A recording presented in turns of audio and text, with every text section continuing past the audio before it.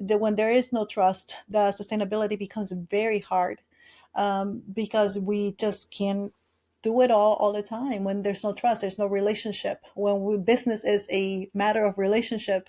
If you don't have trust, well, you don't have a relationship. You just don't. You gotta Yeah. have trust in there. So is there a shift? I hope so. I mean, I'm talking to more and more people about it. So I think, at least, I think everything starts with awareness, right? You just don't know what you don't know. And maybe you think that maybe I need to deal with the engagement problem. Maybe I needed to deal with the fact that I'm losing talent problem. I need to deal with employee retention. Well, that's a symptom of trust. That's Can right. you That's right. trust on the parts? I think now that we're digging deeper, because we've thrown a lot of resources, we've thrown a lot of tools. I mean, we have all kinds of technology tools, even that will keep the trust factor into place, because we can now micromanage better, or maybe not. So it is definitely a conversation that's happening. I believe that voices like yours, voices like other people that are coming out and making space to talk about this, Hmm. we can definitely cause that shift. I mean, that's really what we're looking at, and Hmm. we Yeah. need to be able to evolve as. Imagine like a company, for instance. I interviewed somebody, his name is EA Clark on the channel, Mhm. where they market the company to the candidate. So imagine a company out there wants to hire somebody. Yeah. And let's say I don't want to go too far. Let's say I'm the candidate, and somebody's trying to hire me. I would rather 100 times more I can work for somebody who's got integrity and honor, and they demonstrate that, because there's nobody going to come into me, and I can't walk into anybody off the side of the street and say, "Hey, trust me." Trust is earned. It is not demanded. It is not bought. You have to earn it, and by marketing to the right individual based on those two factors. I think if it's added to whoever you're looking for, like I could say you have a job ad out there, you're looking for, I don't know, chief technology officer. Hmm. And if you've got that baked into the DNA of who you are as a company, you are going to end up with that culture shift that we talked about. Yes.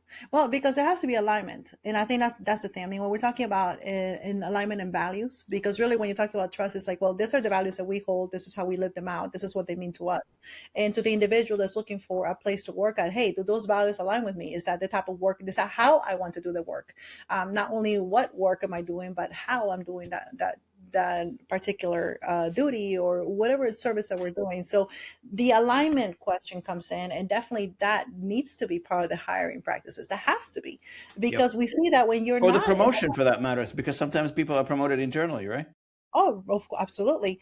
Because if the leader is the main ambassador of the mission, the vision, and the values, and if the leader doesn't align with that, well, you can't expect everybody else to do it. They're the first one. A leader knows the way, guides the way, shows the way.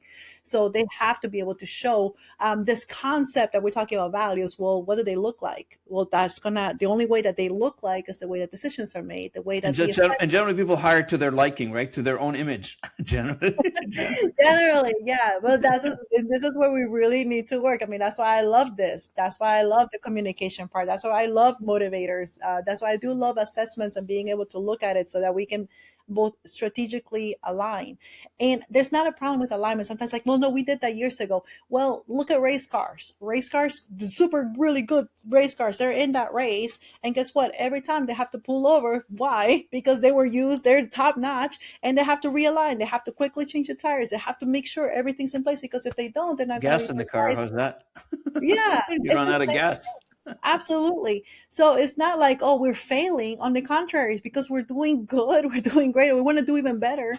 That we That's do right. need to align. We do need to put the fuel in. We do need That's to. right. I mean, there's this much. And Uh, I'm not sure if you agree, Hannah. A lot of times with these companies, they develop their own echo chamber internally in terms of conversation, tradition, processes, etc.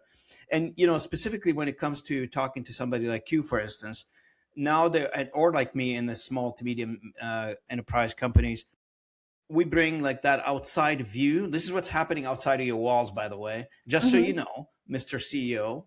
This Yes. is, I The know you read the perception. news. That's good. I'm glad you read the news.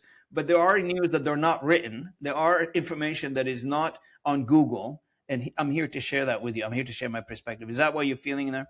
Yes, you definitely feel that. But I mean, again, there's an invitation, right? I mean, you can only you bring in the things. I mean, you may come in because people may say, well, no, we have a miscommunication problem, or really we have a disengagement problem, or we have all these things. So it does take a humbleness from the leader, and the leader to be ready. It's not only the tool, but the readiness also internally, and that's definitely work on both. I mean, the leaders inside help with that readiness,